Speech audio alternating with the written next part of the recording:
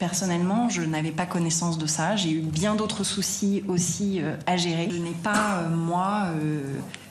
eu entre les mains ces documents. Ces statuts ne m'ont pas été soumis. Je ne l'ai pas eu moi-même entre les mains. Moi, je n'ai jamais été saisie. La demande ne m'en a pas été faite. Je n'en avais pas connaissance. Je n'avais pas connaissance. Je n'ai aucune connaissance de ce dossier. D'accord. Aucune connaissance. Je ne connaissais même pas cette recommandation-là.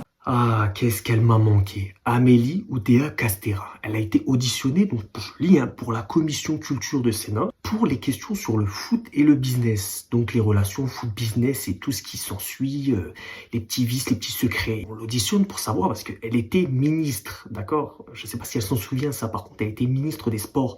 Donc faudrait que ça, elle s'en souvienne et qu'elle nous explique les petits secrets. Parce que là, elle dit, je ne sais rien. C'était une mafieuse, une baronne. Je ne parlerai pas.